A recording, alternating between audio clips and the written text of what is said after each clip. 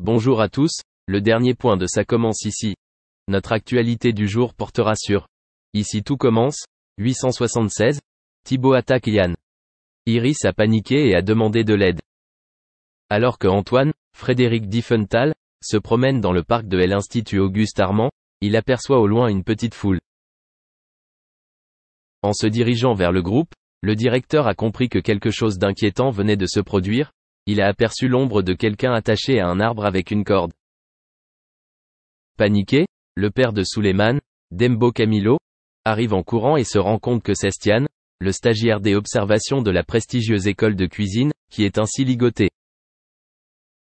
Tom Darmon, était également avec la victime qui gisait là, inconsciente. Antoine a couru vérifier si Yann respirait encore et a demandé aux autres de s'écarter. Sur le front du jeune homme était inscrite une note injurieuse en rouge, « Tais-toi ». Très nerveuse, celle qui vient de commencer une relation avec Pénélope, Laurence Fassellina, demande à s'appeler Constance, Sabine Perrault. L'infirmière arrive rapidement et vérifie la gravité des blessures de Yann. Soudain, il a repris connaissance mais semblait complètement désorienté. Pouvez-vous nommer vos agresseurs? Est-ce qui a bien pu lui infliger ce châtiment insupportablement cruel? Récemment interviewée par Allociné, la productrice artistique Ici tout commence, Églantine Sofianos, déclarait à propos de ce début de récit, « On est sur le point de découvrir que Yann est détesté.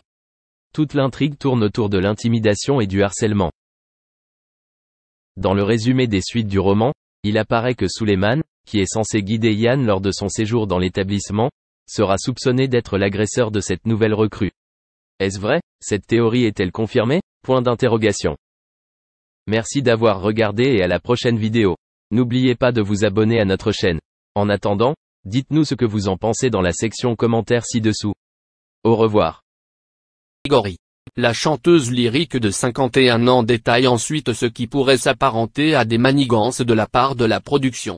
Celle-ci aurait en effet pesé de tout son poids dans les nominations.